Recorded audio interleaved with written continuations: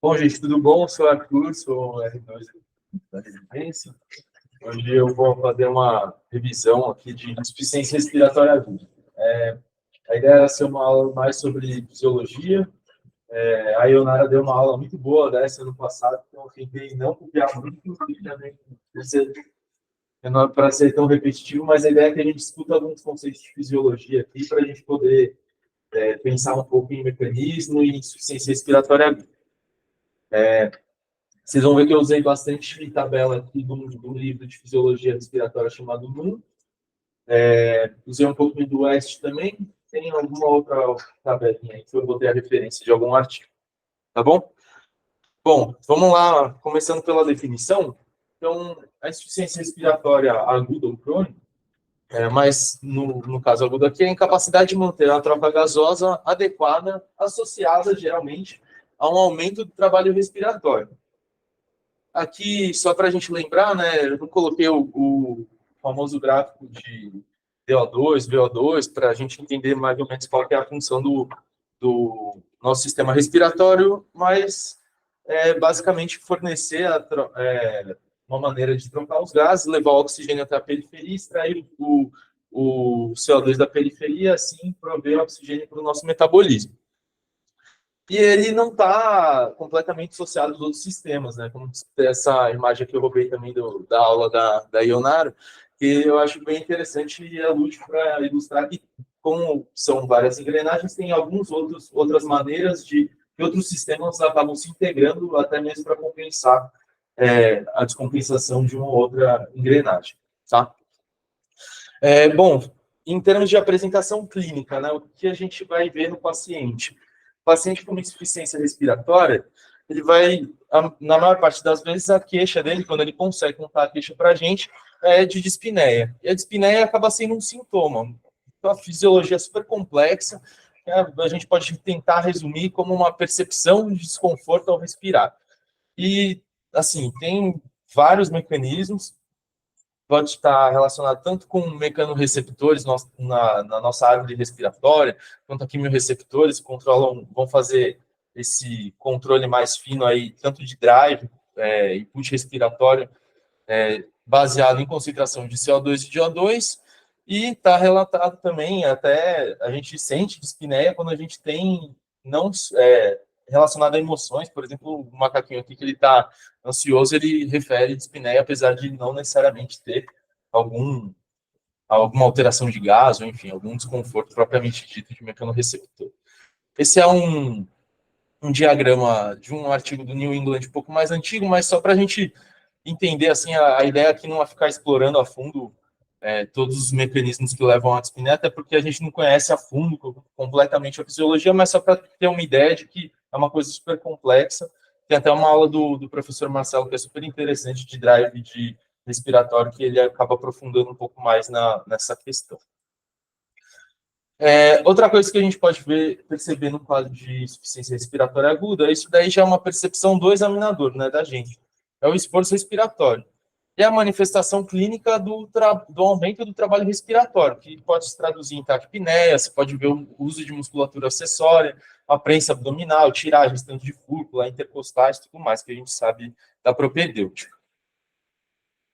Aí, a ideia do trabalho respiratório é que eu coloquei duas tabelas só para a gente entender, são quatro, né, na verdade, que o trabalho respiratório numa curva pressão-volume acaba sendo a área dos traçados dessa curva. Então, aqui, para a fisiologia respiratória, especialmente falando em pulmão e via aérea, a gente tem dois componentes que vão agregar aí empecilhos para o nosso trabalho respiratório. Dois componentes que a gente pode olhar assim.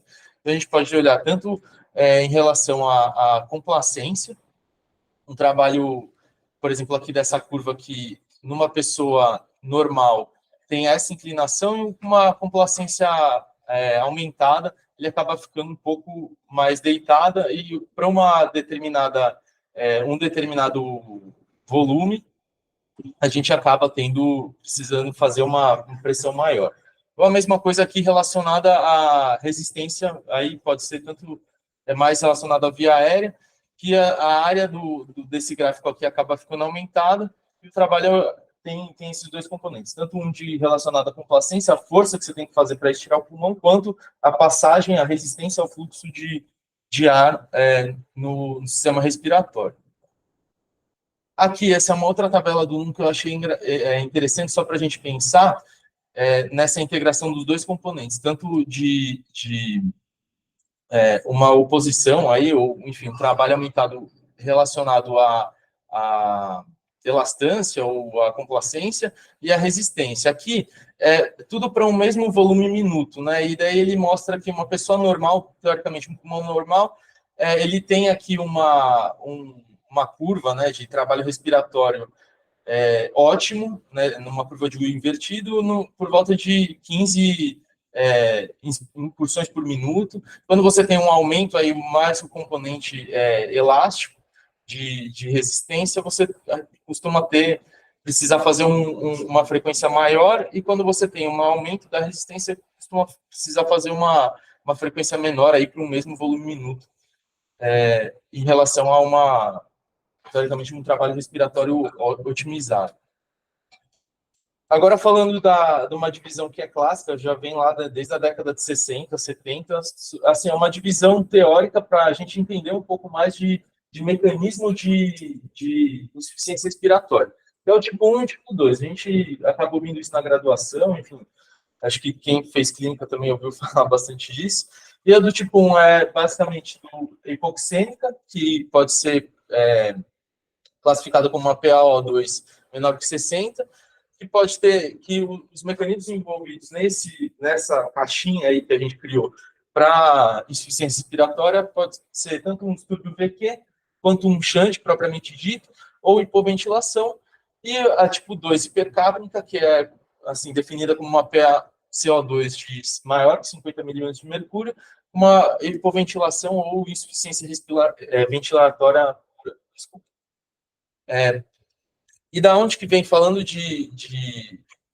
essa definição aqui da PaO2 de 60?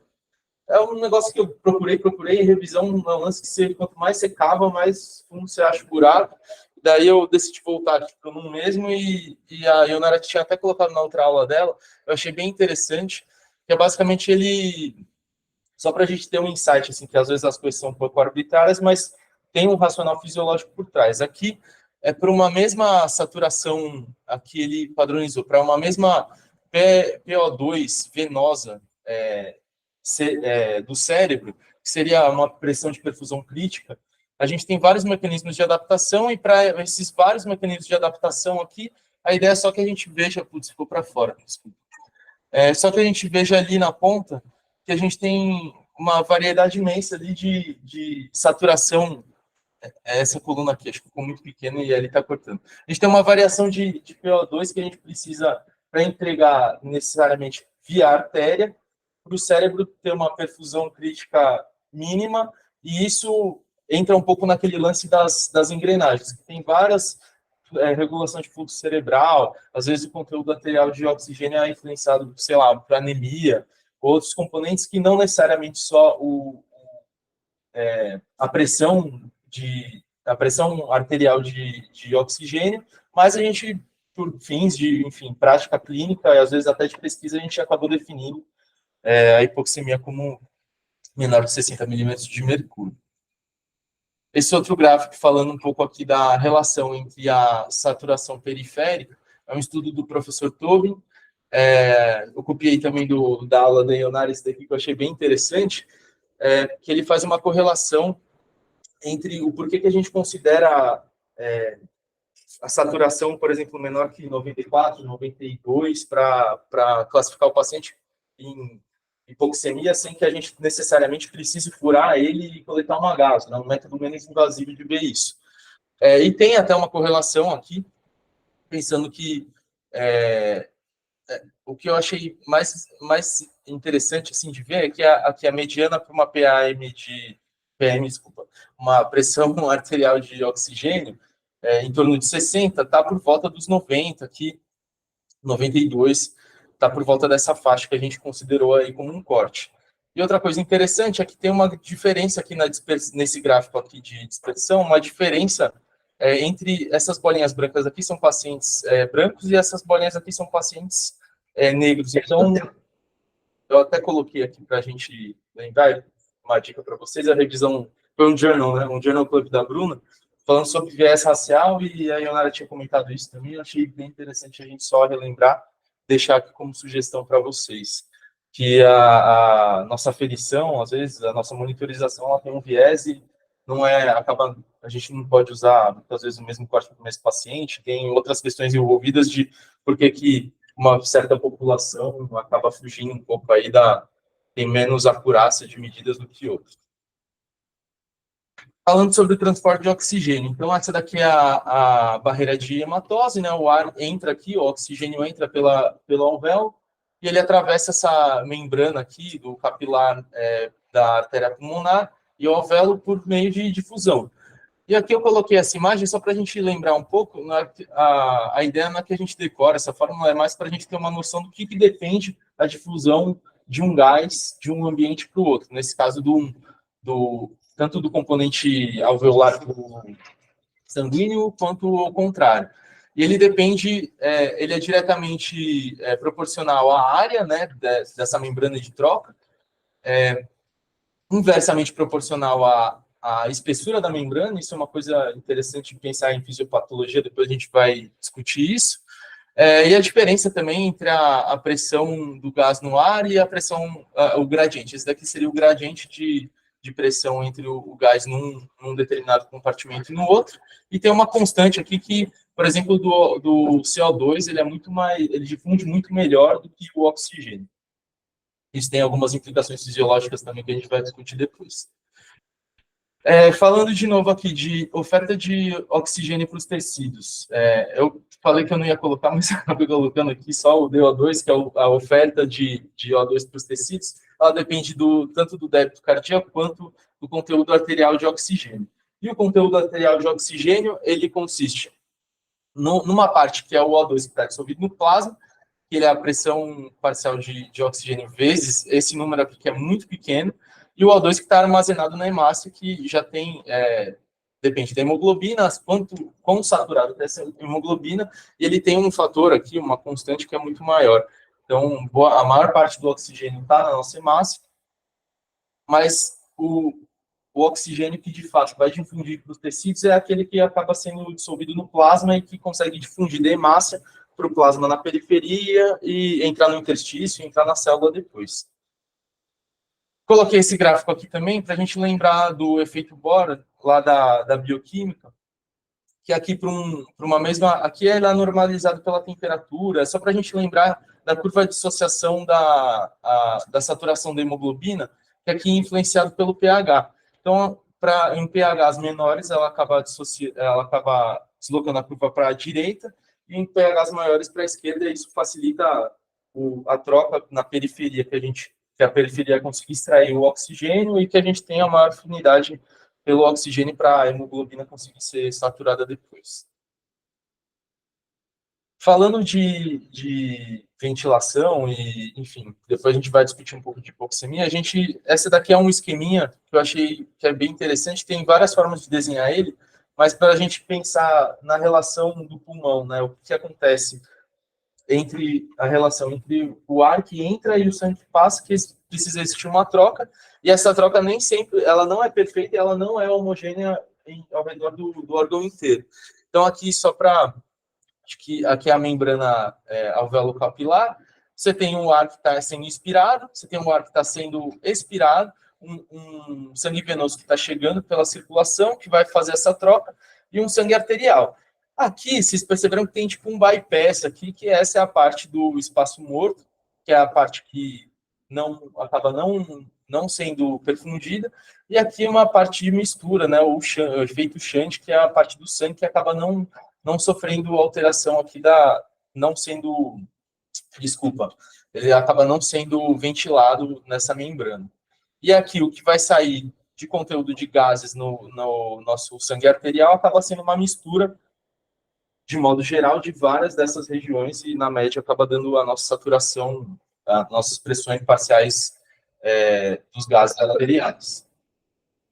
Falar também aqui da importância de zonas de West, mas para lembrar, que no ápice a gente tem muito a relação VQ acaba sendo muito maior, né? Então a gente tem muito mais áreas ventiladas do que perfusão, aqui por uma própria questão tanto de coluna hidrostática de água quanto de conformação do órgão, enquanto em contrapartida aqui embaixo a gente tem uma relação VQ um pouco menor, que a gente acaba tendo alvéolos que são menos ventilados e mais perfundidos. Aqui eu acabei não colocando, mas tem uma relação também antero-posterior, no qual, tanto por uma questão de embriologia quanto de conformação do órgão, que a gente acaba tendo uma perfusão muito maior na parte posterior do pulmão. Isso é uma das razões também, entre outras, que pronar melhora o nosso distúrbio VQ.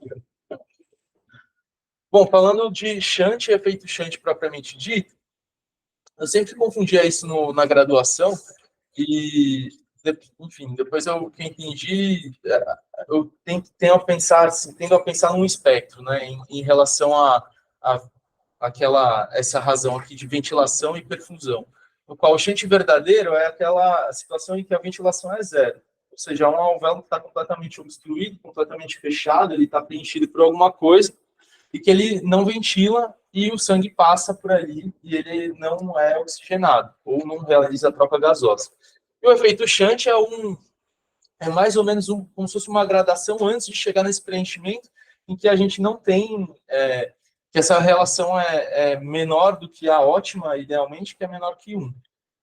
Nesse gráfico a gente pode ver esse daqui, o shunt, a relação entre ventilação e perfusão igual a 1, e conforme a gente vai diminuindo, a nossa conteúdo de O2, a nossa pressão parcial de O2 vai caindo.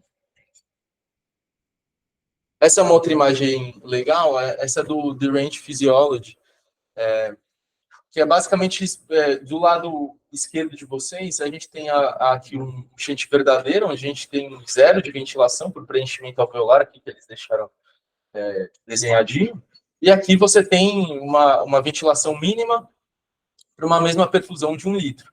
Aqui você acaba tendo uma saturação de 65% e aqui uma saturação de 80%.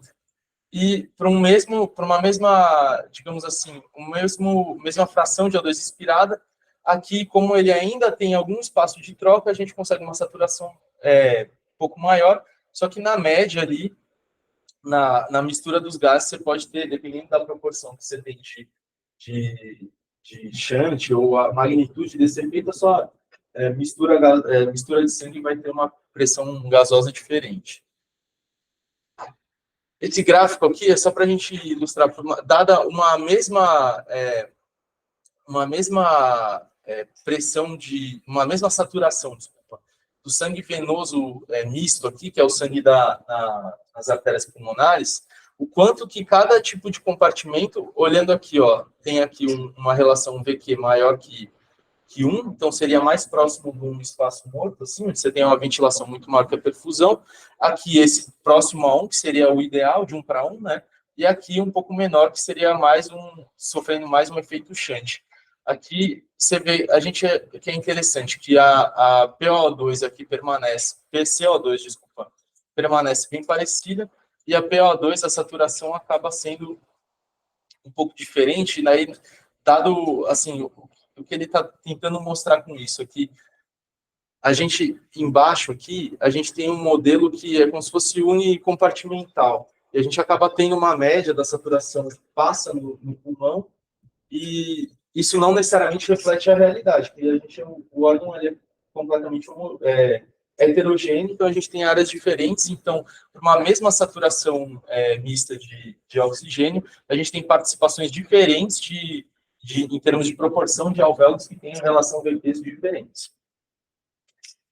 Essa é uma outra curva aqui do NUM que eu achei bem interessante, são curvas de isoshunt, que chama, né? Então, digamos aqui, isso daqui são curvas de porcentagens de shunt diferente dentro do pulmão, e aqui a gente tem a fração inspirada de O2, e aqui o quanto que a gente tem um conteúdo arterial de oxigênio. E a gente percebe, quando a gente tem 0 shunt, essa linha é mais ou menos linear. Conforme a gente vai aumentando a fração inspirada de O2, a nossa pressão arterial de O2 ela vai aumentando de uma maneira quase que linear. Conforme que a gente vai aumentando a porcentagem de shunt, essa curva vai deitando, ao ponto que isso tem uma implicação fisiológica, que é quando a gente tem um shunt verdadeiro, que é, sei lá, quase uns 50%, isso explica porque a gente aumenta a fração inspirada de oxigênio e isso não se traduz no aumento da nossa saturação, ou enfim, no aumento do conteúdo arterial de oxigênio. Bom, aqui só para alguns exemplos de relação ventre baixa, então você pode ter doenças intersticiais, pneumonias, próprio edema, a ARDS ou a telectasia, que você está basicamente aumentando a distância ou dificultando a passagem daquele ar e você está diminuindo o quanto que a perfusão ali ela está igual, mas você tem menos ar naqueles alvéolos. Falando um pouco mais da outra parte da insuficiência respiratória aguda, mas do tipo 2, que é o que a gente colocou naquela caixinha, em termos de insuficiência ventilatória, lembrando que a ventilação alveolar é igual à frequência respiratória vezes o nosso volume corrente menos o espaço morto. Então, o que importa na troca gasosa é o quanto desse volume que está entrando realmente entra em contato com o sangue. Então, o que é o espaço morto? É uma área onde tem a ventilação, mas não tem a perfusão. Então, isso a gente tem tanto uma questão anatômica, um espaço morto anatômico, ou seja, desde lá da minha boca, via aérea, enfim, traqueia, tudo, onde não tem barreira de hematose, até um espaço morto que é fisiológico, que, assim, você anatomicamente tem aqui essa área de perfusão, de troca, mas por algum motivo, seja porque ele está super distendido, ou porque ele está mais para o ápice do pulmão, onde a nossa perfusão é menor, a gente tem essa relação que está um pouco aumentada. Então, você ventila muito mais do que você perfunde. Ou até aqui embaixo tem até uma obstrução do fluxo sanguíneo, como se fosse, sei lá, por exemplo, num TEP, que você não tem a perfusão ali daquele alvéolo. Falando sobre insuficiência ventilatória, eu tinha comentado, né, que tem um controle do drive respiratório, isso aqui é uma coisa, uma fisiologia super complexa, tem uma aula só disso. A questão aqui não era aprofundar, mas mais da gente olhar para isso e relacionar quais são os pontos que podem dar problema na nossa ventilação, seja ele central ou mais periférico, uma fadiga muscular, para a gente pensar mais em etiologia da insuficiência respiratória e ajudar a gente a raciocinar muitas vezes a beira-leito ou avaliando clinicamente o paciente. Então, pode ser desde daqui do sistema nervoso central, com uma diminuição do drive, pode ser por uma intoxicação, rebaixamento, ou uma deficiência ali no neurônio motor, seja, por exemplo, o Guillain-Barré, que você não consegue fazer com que o músculo se mexa ali por uma desmielinização. Pode ser tanto aqui na barreira, na junção neuromuscular, como acontece na miastenia graves, pode ser por uma fadiga de musculatura, pode ser um defeito da anatomia, ou um defeito ou algum acidente que aconteceu que restringe a sua caixa torácica, por exemplo, ali uma queimadura extensa, circunferencial que impede, diminui a sua complacência ali da caixa torácica, você não consegue ventilar, ou uma restrição de pleura, ou até mesmo uma obstrução de via aérea, que pode ser desde uma grande via aérea ali, quanto uma obstrução de via aérea mais baixa, com doenças obstrutivas, por exemplo. Aqui deixei falando de insuficiência respiratória, ventilatória, desculpa, hipercapnia, acho que é outra aula que é legal da gente ver depois, Fisiologia do CO2, foi o Gabriel que deu, e é uma aula super legal, mas também assim, super complexa, daria para ficar 2 horas falando sobre isso.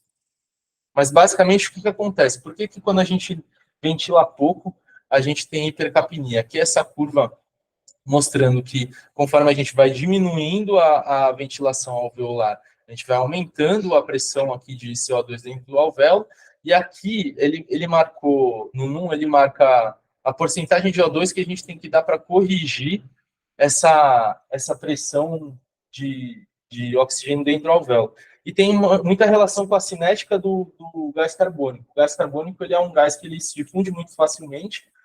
Então, quando você tem uma diminuição da ventilação, aquele período que você ventila pouco, a troca entre o gás, o equilíbrio, né, entre o CO2 e o alvéolo acontece muito mais rápido do CO2 do que um O2. Daí essa pressão parcial dentro do alvéolo de CO2 aumentado acaba meio que dificultando com que o O2 fique ali dentro. Não sei se deu para entender, mas eu gosto de pensar assim para tentar entender, como se fosse, tipo, sei lá, tá cheio de O2 ali que não tem nem espaço para o oxigênio ficar dentro do alvéolo.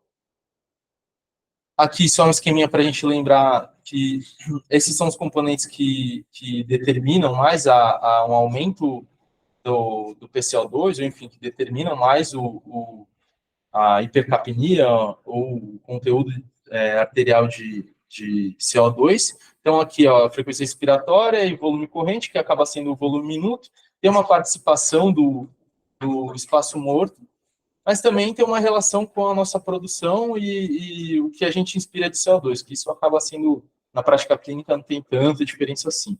Mas tudo isso daqui, principalmente volume minuto e o quanto que é a nossa produção de O2, vai determinar, aliás, desculpa, quanto que a gente consegue eliminar de CO2, vai determinar a nossa PCO2 alveolar, que é praticamente a mesma a nossa PCO2 da artéria, por conta dessa facilidade do gás de transitar entre os compartimentos.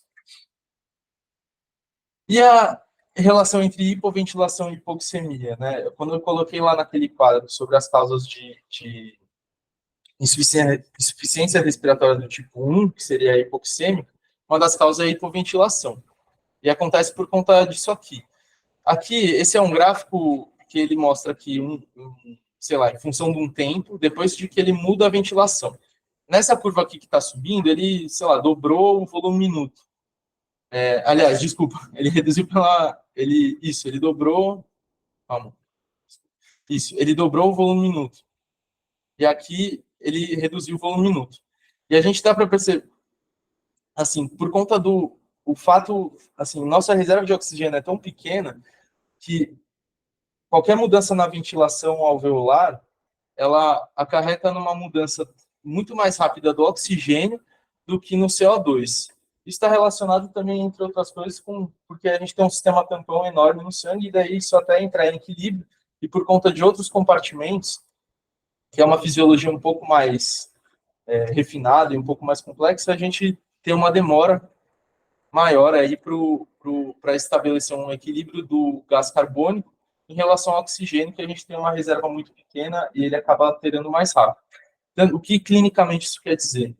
Que muitas vezes a hipoxemia acaba sendo um sinal mais precoce de uma hipoventilação do que propriamente o aumento do gás carbônico. Aí eu coloquei essa imagem aqui só porque a gente vê também direto na UTI sobre o ETCO2. O gap, né, que é a diferença entre a pressão arterial de CO2 e o quanto que tem de conteúdo de CO2 no fim da expiração, ele ajuda a gente a entender um pouco a relação do espaço morto. Na medida de que, conforme aumenta o nosso espaço morto, essa diferença ela vai aumentando.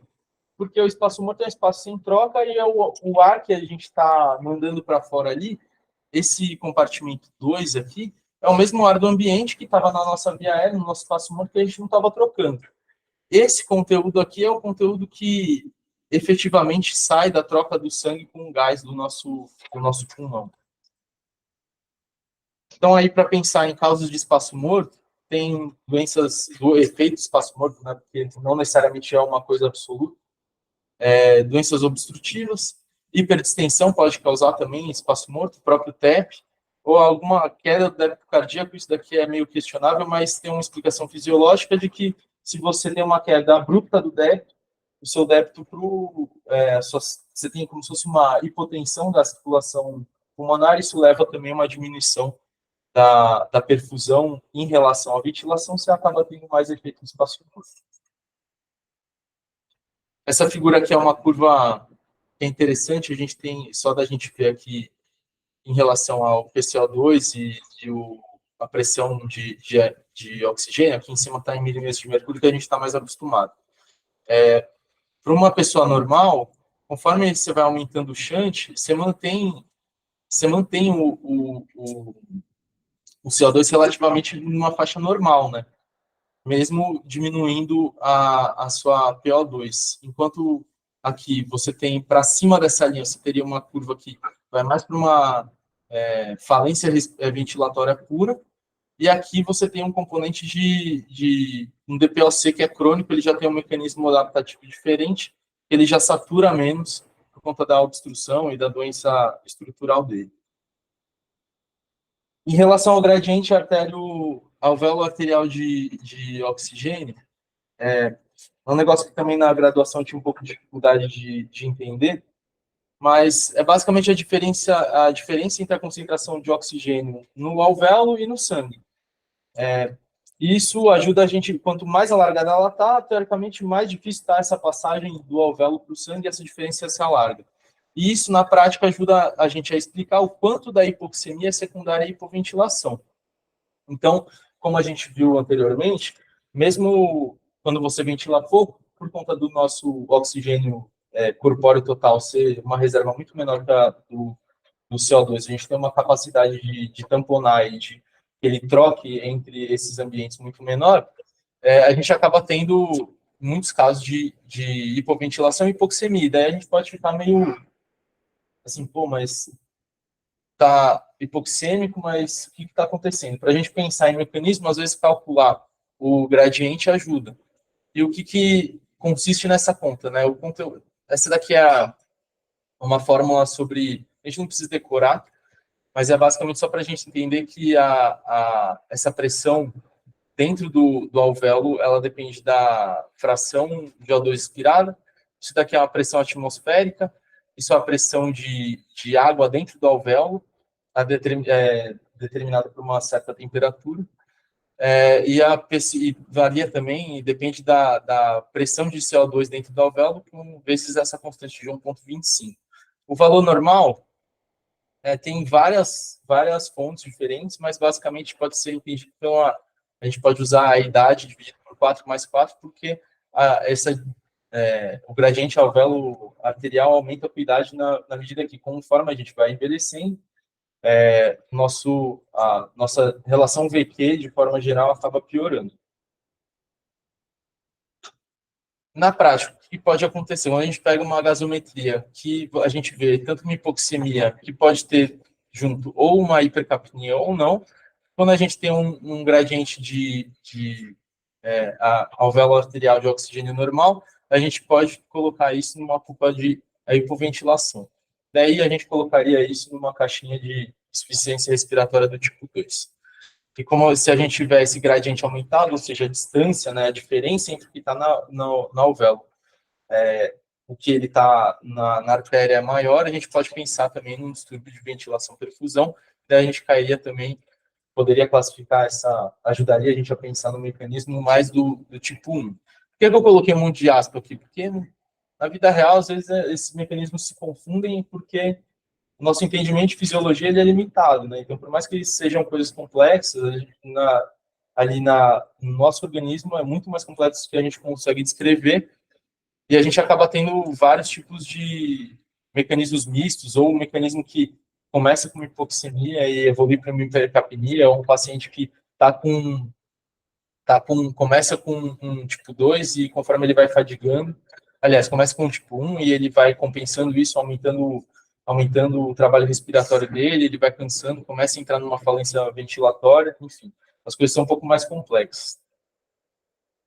E algumas considerações aqui só para a gente pensar em mecanismo, e a ideia da aula era mais discutir um pouco de fisiologia, mas para corrigir a hipercapnia ou a hipoventilação, além de tratar a causa base daquilo, a gente pode aumentar o volume minuto, seja aumentando o volume corrente ou a frequência respiratória, e também reduzindo o espaço morto do paciente. Para pensar num racional aqui para corrigir uma hipoxemia, que além de tratar a causa base, a gente vai considerando hipoventilação e distúrbio VQ, sem ser um shunt verdadeiro, a gente pode aumentar a FiO2 até que essa hipoxemia seja corrigida. No caso de um shunt verdadeiro, ele melhora muito pouco o aumento da FiO2, justamente pelo motivo de que você não está ventilando aquela área e daí você ofertar mais O2 numa parte que não vai ser perfundida, não adianta de nada. A gente pode também dar pressão positiva pensando em abrir mais espaço e abrir mais áreas de ventilação e a gente aumentar essa relação que, por vezes, pode estar diminuída. A gente só tem que tomar cuidado um pouco que pressão demais pode piorar essa relação VQ.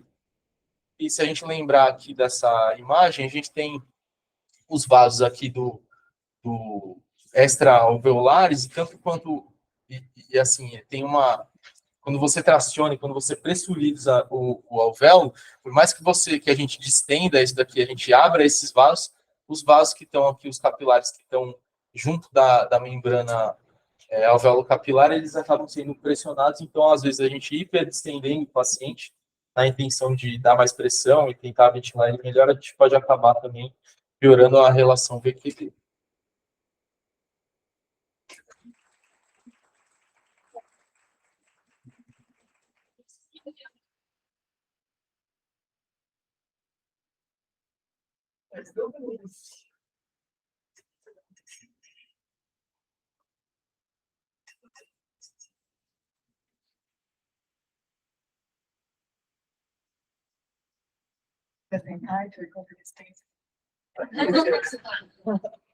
Pô, foi mais eficaz do que aquela sua figurinha. Exato.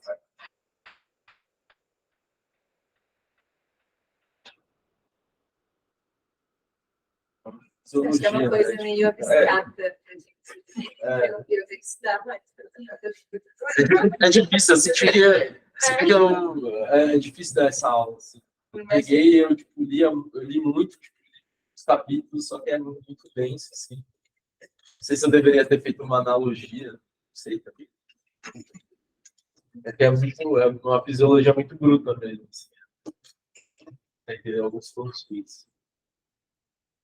Os vários conceitos super legais, né? Que a gente pode tentar ver coisas do dia a dia. Se alguém lembrou de alguma coisa do dia a dia, a gente tem que contar na aula. Eu lembro muito, por exemplo, você estava falando do shunt, paciente que a gente está com uma FI alta, saturando, saturando estudado, uma FI de 100%, saturando 95%. Você começa a baixar a FI e a gente continua saturando a mesma coisa. A gente tem um paciente assim, você vai mudando a FI e a saturação vai ficando igual. Você achava que está pronto aqui, não, e a saturação vai ficando igual. Isso, uma das coisas que eu comecei a aprender é que a questão do efeito shunt, né? Que é o efeito ao contrário também. Você acaba achando que a PF do paciente está super baixa, aí você vai diminuir a pressão inspirada de oxigênio e ele vai manter a saturação, então é um PO2. Então, é uma coisa que a gente costuma ver.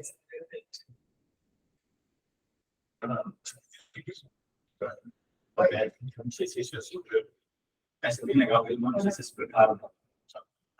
Põe lá no resistente.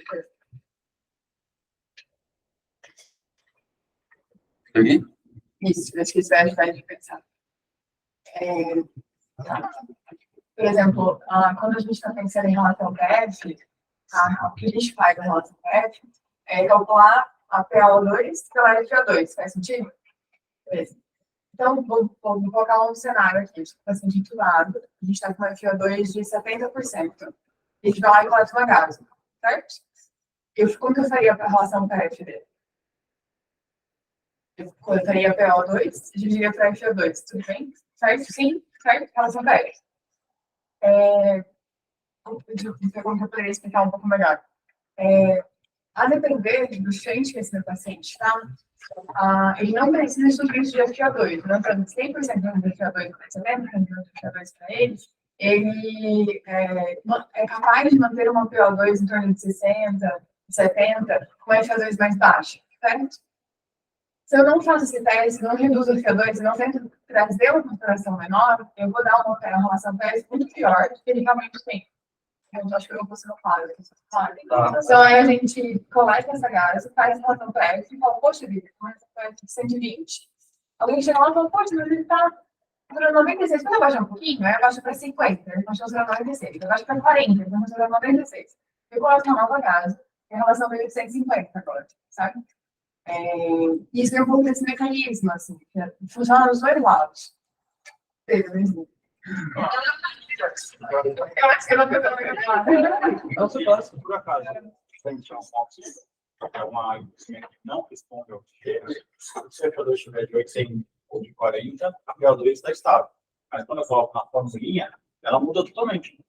Às vezes, no Covid, a gente fazia isso, por exemplo, alguém que era muito caótico, sempre queria pronar alguém, porque ela tinha 3 pronados, não sei o quê. A gente foi uma gás que nós fazíamos um pouco mais baixo. Aí ele fazia 155 indicadores, aí ninguém estava angustiado por não estar pronando 145. Então, no fim, é uma coisa muito matemática, que é proporcional ao shunt. E para a gente, os nossos trials, as nossas condutas, elas são baseadas em 100, 200, 300, grave, não é grave, prona, não prona. E, no fim, tem muito mais fisiologia bruta atrás que não é aquela matemática que os outros fazem. E aí, o raciocínio do gráfico é o contrário, né? Então, eu vou aumentando a FO2, se o meu shunt verdadeiro, igual o Arthur explicou, tá alto, não adianta, eu não consigo melhorar minha PO2, certo? Mas isso que a gente está falando, de toda forma, dependendo do gráfico e onde eu estou puxando, a relação em si não muda. Uma outra coisa prática que isso traz, que é bem legal, alguma coisa que vocês vão perguntar. No dia a dia, isso tem uma implicação bem, não é frequente, mas é bem importante. Você explicou isso, deixou bem claro que o fã e o shunt verdadeiro difere. Posso aumentar o shunt porque ele dá aqui. O shunt não verdadeiro, eu consigo subir um pouquinho, e aí melhora um pouco. Mas tem esses doentes que você não esperava que ele tivesse tão ruim, ou que o quadro dele não é compatível com ele estar tão ruim, mas ele está muito hipoxêmico. E aí você fala mais na cor do shunt verdadeiro. Então, você faz um raio-x, ele não está tão claro. Então, uma coisa que fica na cabeça, tem que ficar na cabeça, você disse, quando a hipoxemia está diferente do que você esperava, pense em shunt verdadeiro. Então, isso passa no dia a dia para esse cara está muito hipoxêmico, é muito FO2. Vou atrás de verdadeiro. E aí lembrar que o verdadeiro mais tem o verdadeiro intrapulmonar, que é tipo colapso alveolar completo, mas tem o extrapulmonar, a informe patente que abre, morte de óssea, então, a hipoxemia muito grave, inesperada, pensa em uma CIA que abriu, sabe? Então, entra uma platina no nosso algoritmo, que é área, vamos fazer um microbolhas para ver se tem foco. Então, essa fisiologia é internacional também. Tanto para interpretar uma radiometria, baixar, quanto uma conduta para pensar, é por isso que está tão lidado. Ô Pedro, eu ia te perguntar, que eu acabei nem trazendo aqui sobre, enfim, a do tipo 3, que é a perioperatória, e o tipo 4. Eu ia perguntar para você se faz sentido, não sei se faz sentido a gente pensar em tipo 4, que seria aquela insuficiência respiratória.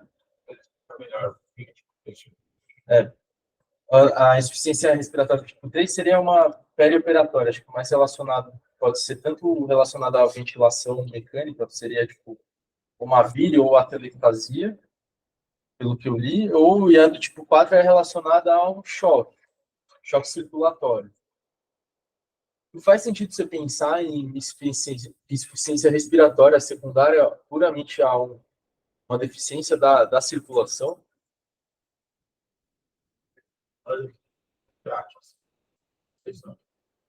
Não sei, porque pensando tipo, naquela imagem das engrenagens, assim, se eu penso em insuficiência respiratória, eu pensaria em uma questão de troca gasosa. Beleza, que você diminuindo o débito, você pode também piorar, você pode, sei lá, piorar a sua perfusão pulmonar. Mas isso levando a, por exemplo, sei lá, um desconforto respiratório para você tentar compensar essa demanda mais alta, isso não seria... Isso é insuficiência respiratória ou isso é tipo, uma disfunção orgânica secundária àquele estado de... Olha, para mim não teve. A situação que eu tenho, quatro, também estão bem diferentes com dois. No final das contas, eu estou explicando ela, eu só colocou num contexto clínico. Mas se a gente for pensar no modelo meio físico, é a mesma coisa, né? Uma delas tem a atelectasia com inflamação pulmonar. Com a inflamação pulmonar, você aumentou um pouquinho o comprimento alvéolo e aumentou a difusão, o espaço para ele difundir. Então, para ver se ele é uma tipo de difusão. A atelectasia, você tem um colapso e aí você tem um certo grau de chance verdadeiro, chance real.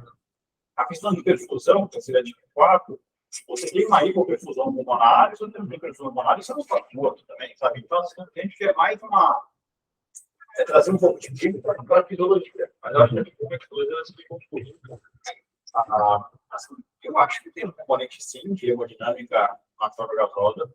Tanto que a gente vê isso, e, por exemplo, até mostra que eu vou colocar aqui, o Gabriel viu isso com aquele paciente grande queimado, estava queimado.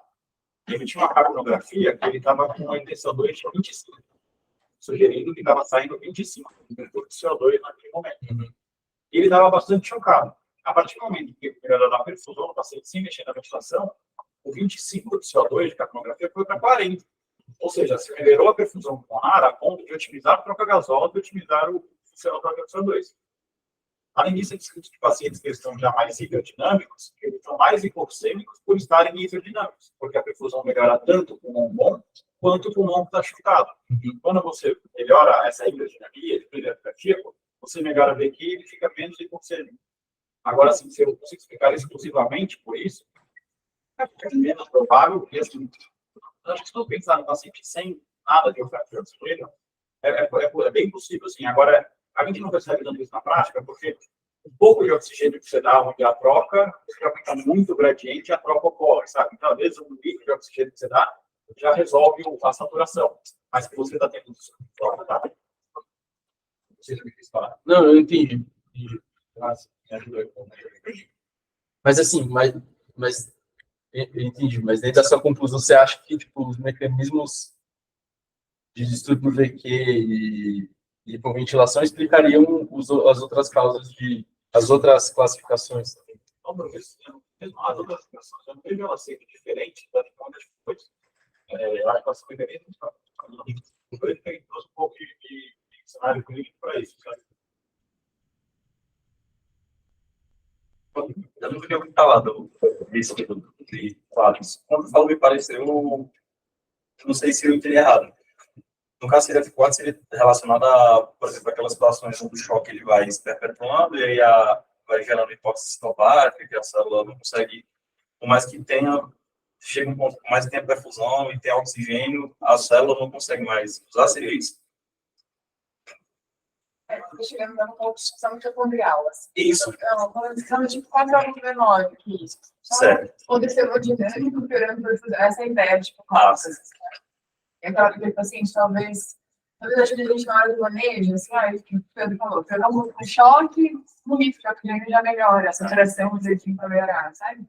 Você não tem uma explicação, o pulmão tá limpo, que outra coisa acontecendo com ele. Ou o paciente está igual, entubado, e aí piorou um pouquinho o choque, piorou um pouquinho a troca. E aí, meio que tentando explicar esses lugares. Disfunção mitocondrial, eu acho que, eu não sei qual foi, acho que não entraria de falar. Mitocondrial, a gente costuma chamar de disfunção mitocondrial. Tem uma situação que eu não cheguei a ler. Eu vi eu acho que foi a mesma que você falou ontem do cara do Pulmicrit, num desses relatos de caso, ele falando de um paciente que acho que ele deu vasopressor no paciente que estava chocado, hipoxêmico, piorou a hipoxemia dele, e a hipótese era justamente de ter perdido o mecanismo de vasoconstricção hipóxica, ter alterado a microhemodinâmica do pulmão e isso ter piorado o distúrbio VQ dele. Mas isso eu não achei, lendo assim, não achei nada que explicasse ou evidência de que isso realmente acontece. Você sabe alguma coisa disso?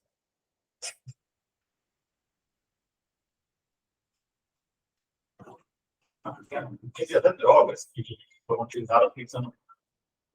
Isso é o efeito oposto do que a gente faz no dar óxido inalatório. Sim. O inalatório ele entra, ele vasodilata, a área fica bem ventilada. Se eu fizer o contrário, se na hora que eu chegar no vaso, o vaso confundir a área que está doente. Entendeu? Eu não vou ajudar a troca por aqui, pelo ar, o oxigênio ventilou, o alvéolo ventilado, passa e vasodilata esse vaso e melhora o VQ. E se ao invés disso, pelo vaso, eu faço uma vasoconstrição do alvéolo doente, logo eu vou levar o sangue bom para o alvéolo sadio. Então, a questão de droga laboratória, ela pode ter totalmente o oposto. Ao ter feito uma vasoconstrição, eu posso ter mudado toda a perfusão pulmonar. Isso não é tão seletivo, assim, sabe, para você conseguir mudar. Mas tem drogas, tem até estudo no Covid, teve azul de metileno, tentando ajustar justamente esse óxido nítrico para tentar melhorar a perfusão, não pelo ar que entrava no pulmão, mas pela ação no vaso propriamente dito. Não tem um racional para isso, mas eu acho muito pouco provável que a gente consiga transpor isso para uma conduta de honesta situação, passar isso, sabe? Não é seletivo, a gente não consegue atuar isso.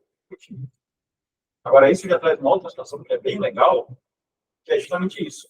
E acho que vocês já passaram por isso, passou por isso no Covid. Então, no final das contas, o legal dessa aula é que, porra, um monte de coisa ela se aplica em coisa prática do dia a dia. Eu lembro até hoje, a vez que a gente ligou, eu estava na R2, a gente ligou um pedido no paciente por cento, e ficou muito e por cento. E aí, foi quando a gente ligou, aí a gente desligou e ele melhorou. Eu não sabia o que estava acontecendo, mas ele tinha que fazer mal. E depois, quando eu parava para pensar, faz todo sentido. Aí a gente fez o oposto, a gente vasodilatou de maneira indiscriminada e a gente tirou a vasoconstrição pulmonar em voz. Então, daí a gente teve até recentemente um paciente treinado com a gente, lá na antigamente da DS, foi até o paciente ficou lá no leito na DS.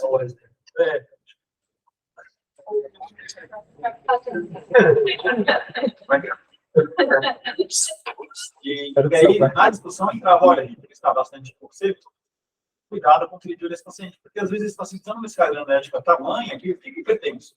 E dá uma vontade de dar um pipiono, tipo, começa a ser 90, 200, aí você liga o sentido que está conseguindo. E aí tem tudo de fisiologia nisso. Então, seria mais ou menos o que você colocou da norma, mas são várias pequenas coisinhas que são bem claras no nosso dia a dia, sabe? Eu vou mostrar aparecer no GPOC, tipo, aquela explicação do porquê não muito oxigênio, questão de necessidade de vir, tornado, vulvo, mas também é por isso, por você está dando oxigênio, você tira essa vasoconstrição de oxigênio, ele acaba piorando o espaço for, não sei se é uma situação mais ou menos nada. Essa é clássica do passado. O Leandro sempre levanta essa na visita e fica... É pelo ar, mas é porque deprime o centro respiratório dele. Mas se o paciente está entubado, não pode dar muito oxigênio também. E aí? Mas está controlando a pressão. Eu vi esse dessa condição mas aí até a descrição disso, eu lembro até quando me falaram isso a primeira vez, que era o estudo que descreveu isso, como que é isso? O paciente com DPOC, ele tem muito... Ele, pela destruição do septo, não chega ao oxigênio em algumas áreas, logo eu faço vasoconstrição associada a essas áreas, e isso vai levar o sangue para áreas sadias. Então, o depressor não quer dar oxigênio pela pressão drive, mas o principal componente é justamente esse. Porque senão, se eu começar a se der muito oxigênio, um pouquinho chega aqui e tira essa vasoconstrição hipóxia. E a troca aqui vai ser prejudicada. Então, a situação vai ficar uma narcose, e CO2 alto, faz mal, baixa, tem outros efeitos, dilatação, cefaleia, edema cerebral. Então, fica ruim mesmo, não vai ficar. E o jeito do estudo inicial que fez para avaliar isso foi através de uma punção licórica e medida de pressão barométrica. Porque, no final das contas, quando o paciente começava, quando você dava oxigênio para o paciente e fazia, mesmo em ventilação mecânica, você aumentava a curva de pressão da função licórica, sugerindo vasodilatação cerebral e edema cerebral e aumentava a curva. Dá até um caminho longo, né, para chegar no que isso levar ao CO2. Mas, então, quando você induz o equilíbrio, você aumenta o CO2 e um dos efeitos é tanto respiratório, de abaixamento e edema cerebral. E aí veio uma outra coisa que para mim fazia muito sentido, que ele não faz não faz sentido. O CO2 ele era um grande componente do nosso pH, determinante de pH. E aí, se você conseguir corrigir o pH, ele vai subindo, tranquilo, o CO2, independente disso. Até o próprio técnico do cálculo do mercúrio, nesse sentido, a ideia era a puxa bem alta e aí regular o pH. Mas chega em um ponto que, mesmo com o pH mais ou menos próximo do normal, o animal choca. Então, tem efeitos do CO2 diretamente, não é só o pH. O CO2 está muito alto, ele fica ruim diretamente. A gente está com o paciente treinado agora com uma tetraplegia flácida, a gente passou não conhece, então vai discutir a gente isso às vezes. E num dado momento ele fez o CO2 próximo de 90, mesmo com o pH na faixa para nós, porque você crônica tem 40 no carbonato, ele ficou confuso.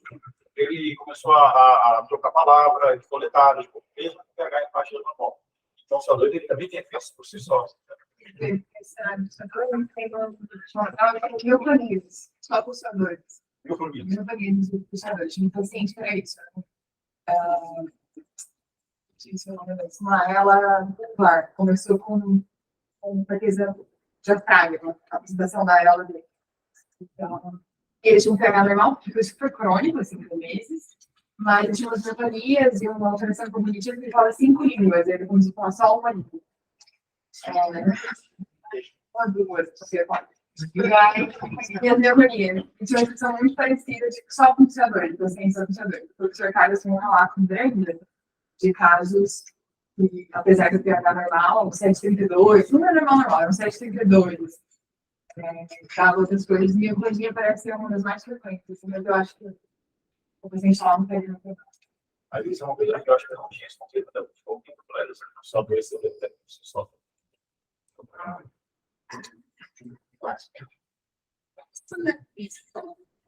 A gente, tipo, ela dizia da troca, teria que cuidar de espaço. A pipi. A gente usa pensando nos especialistas. Acho que a ideia é isso, você abre mais unidades alveolares e abrindo isso você acaba... Não, na verdade, você ventila melhor, você consegue aumentar, fora que você consegue, acho que quando você dá pique, tinha um outro efeito relacionado a isso, mas eu não vou lembrar, não é só a relação do EP, é outra coisa. Tá certo. Da pressão positiva, que você falou, da pressão do aqui. Você vai abrir a área que está fechada, né? Só lá abaixo. Tipo, a ideia de, sei lá, a ideia fisiológica por trás de você do recrutamento, por exemplo. Agora, tipo, dentro do alvéolo, tem alguma coisa de cinética de oxigênio que eu acho que tem alguma coisa a ver. Não sei, mas o que a Camila perguntou tem a ver espaço morto com a pique. Que eu penso que a última figura é aquele de hiperestender. Ah, tá, sim. É verdade. Não, mas esse consegue ver. Ó, aí. Aí tem relação a isso quando você, tipo, tem os vasos aqui que estão meio que, como se fosse no interstício aqui entre os sacos alveolares e tem as arteríolas que estão bem em volta dele, como se fosse um emaranhado. E daí você tem uma relação de, como se fosse uma curva em U mesmo, assim. Quanto que você colava deles e quanto de pressão que você dá. Se você distende muito, você acaba meio que abrindo esse vaso que está aqui no intestino, só que você acaba colabando muito esses alveolares. Se você tem da mesma forma que se você fecha o alvéolo, você diminui muito a perfusão, porque você aumenta a pressão nesse vaso, você acaba também colabando os outros vasos, não é isso? Em relação à perfusão do tecido. Aí, se você dá uma pique excessiva, esse paciente, ele vai ter a mecânica, não é mesmo? Você pode fazer aumentar espaço morto, bem igualmente. Esse paciente vai começar a reter mais, operar células, você consegue ver através da mecânica. Então, é uma das... Por isso que é tão difícil, assim, pensar numa pique ideal, entender o cenário, que é super heterogêneo, porque a área que você pode estar hiperestendendo. Provavelmente naquela área você está aumentando espaço morto. Tem área que está abrindo e tem relação com o quê? Não sei se você está perguntando. Não sei se eu entendi como que é fundamental o espaço extra. Isso é um pouco da estrutura do pulmão. Então, na hora, a forma como os vasos alveolares e os vasos centrais. Então, na hora que você abre esse alvéolo falado, a arquitetura, você elástica, exato. Você consegue abrir a arquitetura. Então, a arquitetura a arquitetura ela acaba puxando e você consegue ver melhor. E a investimento independente do alveolar, né? Não é que eu tenho um alvéolo aqui e outro alvéolo aqui. Eles partilham a parede, existe uma interferência alveolar.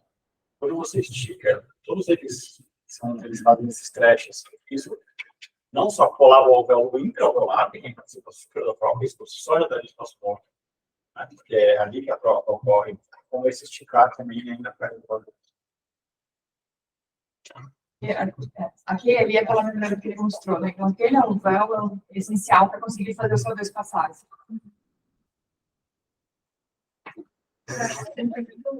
Foi dando passada por caso, tipo, fez um pouco mais prova do linfóide, era um paciente que estava com pneu, então, talvez seja dele, estava VNI, mas era um DPLC que estava com desconforto respiratório, estava pré-oxigenando na VNI com a FI de 100%, não sei quanto estava os parâmetros.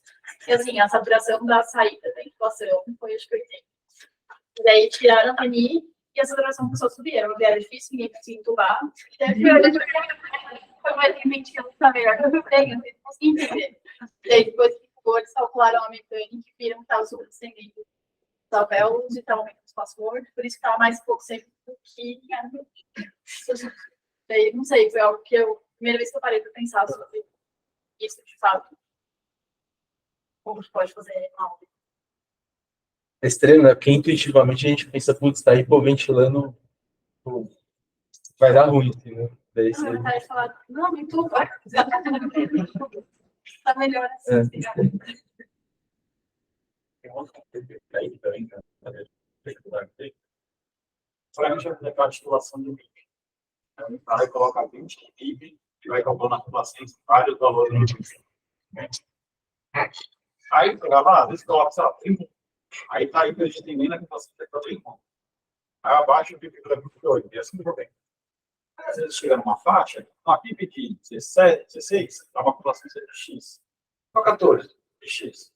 Com 12, de X. E com 10, de X. Ou seja, uma faixa super grande de PIB, onde a pressão variou bastante, a população foi escala. Vai falar, então, deixo 10 ou deixo 16? Né? Porque se for a mesma coisa. O que está acontecendo para ser igual? Provavelmente a gente, claro que o Leonardo falou assim, é super heterogêneo, eu vou dar mais resposta super simplista. Mas é possível que com 16 você tinha muito alvéolo distendido e menos alvéolo lavado. Com 10, eu tenho menos alvéolo distendido, mas mais alvéolo lavado. Então, a média ficou uma complacência próxima. Só que umas pústulas de alvéolo distendido, menos colapso, a outra pústulas de mais colapso, menos distensão. De novo, pensando que isso é uma coisa homogênea e simplista. Mas daí, talvez, você consegue pensar em qual que é o seu maior problema e qual que talvez ajude mais. Mais hipoxemia, mais troca, e talvez você viu o que faz para você. Sabe? Ou qual que é a sua escola, ou o que faz assim, mas aí vai muito mais de, tipo, uma escolha normalmente. E aí entra nisso daí, de escolher entre espaço morto, difusão ou não. Porque pressurizar o pulmão também troca. Né? Então, você falou da questão da troca propriamente dita, você mostrou a equação de Fick de fusão de gás. A equação de Fick ela vai tanto pelo gradiente, então você tem mais oxigênio no alvéolo, menos no vaso, você tem troca. O gradiente diminui diferença de concentração, né? Mas a diferença de pressão também faz diferença de isso. pressão também. Então, se eu pressurizar pra caramba o pulmão, também troca mais. Daí que a gente aprende, então, que o PIB participa da troca gasosa, mas não é só o PIB que participa da troca gasosa. Delta de pressão participa da troca gasosa. Só que você não quer ficar botando o delta de pressão, que você está hiperestendendo. Faz um delta de pressão super alto, o paciente oxigena melhor.